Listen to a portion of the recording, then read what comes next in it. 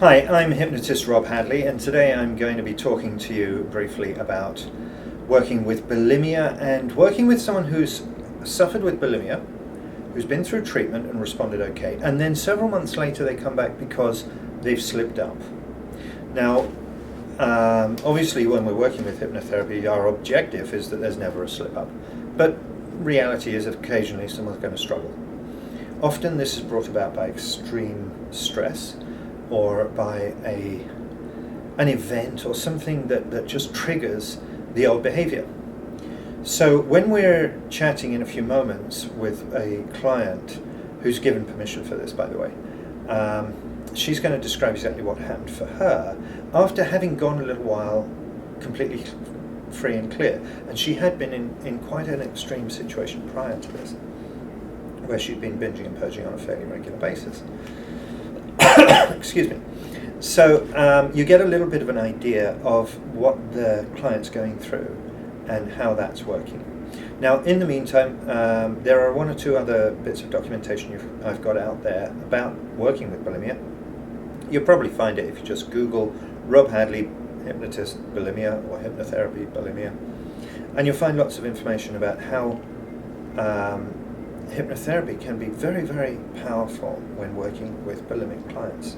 They are some of my favorite clients to work with because they tend to be very bright, very driven individuals. They tend to be quite physical people. They tend to be overachievers. We've done a lot of research over the years. We've got surveys of well over 350 people with some fairly detailed information about how they purge, their general lifestyle issues, and what their background is. So we've got some great research on that. Now, in the meantime, obviously you can find more information at vancouverhypnotherapy.org, or you can just search for Rob Hadley on Google, and you'll find all sorts of great things, from my stage hypnosis through to working with addictions and working with bulimia. But addictions and bulimia are kind of my big thing these days. Okay, well, I hope you find this useful, and if you are bulimic and you are struggling, feel free to drop me a line. I'm always happy to talk about what your options might be. The most important thing is get help. Try not to allow this to become something which stays in a damaging way with you for extended periods. Now, some people don't even look for help until their mid-30s or later, and that's harder to deal with then. It still gets manageable. But our objective is to take care of these things as soon as possible. So the key is ask for help. We're going through a pretty good stage of recovery, and then you gradually started to slip backwards a bit with the bulimia. Can you tell me a little bit about, okay, the first thing is when you became aware that you were slipping? I think when everything like it just started getting a bit too much again, and then you were doing one job, but you were also on the academic side. There was your thesis, right? yeah, there was that, and then there was all the worry about, because I had to defend before a certain date, otherwise I wouldn't get that, and then my visa would, just a lot of things were like. So there's a lot hanging on that date. Yeah. So as a deadline, that becomes a very, very big deadline, right? Yeah, that was kind of worrying. And then I don't know. I had been getting urges to like binge and purge, but I was finding I could like fight them and like put them off, but then like they would come back, but they'd just go. But then there was definitely a few days in a row, and it was really hard to like not. And normally like when I get to that point, I'm like, okay, this is like dangerous territory, and normally I'll make sure that like, like the day after that's happened, like I'll make sure I'm busy like all day, right? Because I know if they come back the next evening, they'll be even stronger. Yeah. And so so I was getting those, and then one day I wasn't doing anything, and I did just like. Okay. Now, did you do it at home or did you do it outside? That was at home. So that was a little bit of a disappointment moment. Yeah. How long had you gone prior to that without an issue, or without? I mean, certainly you were aware of it and it was in the back of your mind, but how long had you gone actually without? I'd say like 3 weeks. I'd actually stopped. Which is quite a long time for you. Yeah. Right. Unfortunately. Okay, so now what's happening here by the look of it is you've got a build-up in issues that would provide a level of stress. Now, I know that not long ago you have found a great boyfriend, and this is really good, and that's a very positive thing, right? Mm-hmm.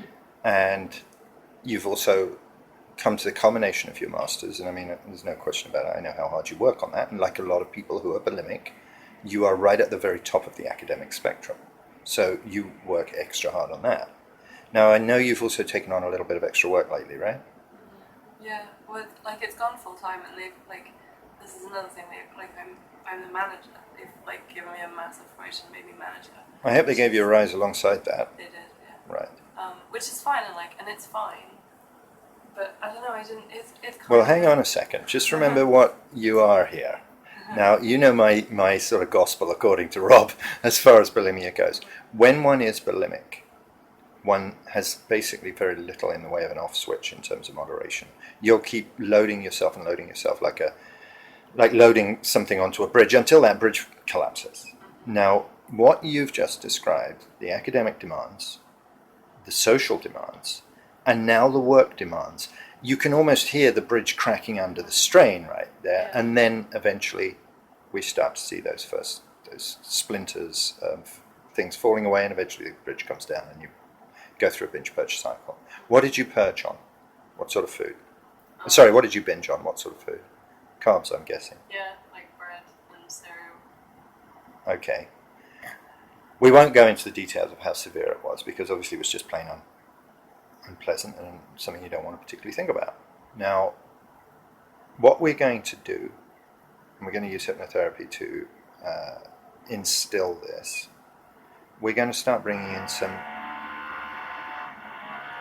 Wow, someone's drilling through the roof. Okay, we're going to start bringing in some anxiety management tools, which will involve you getting back into a regular exercise regime, but also regular food discipline, and also some psychological exercises to help you let go of the anxiety that's already there.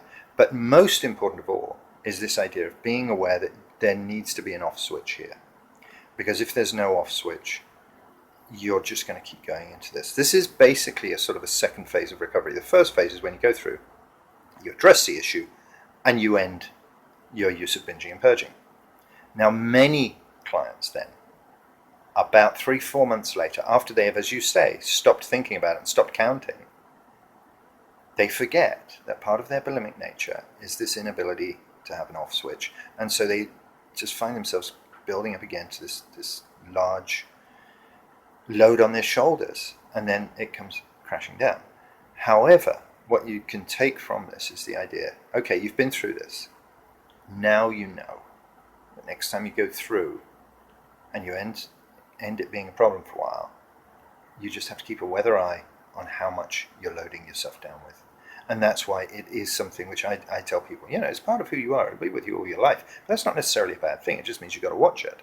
Same as if someone was diabetic, they'd have to watch how much sugar they put in their body. And, it's now a case of management. So we don't allow ourselves to get overloaded with other stuff. Does that make sense? Mm-hmm. Okay.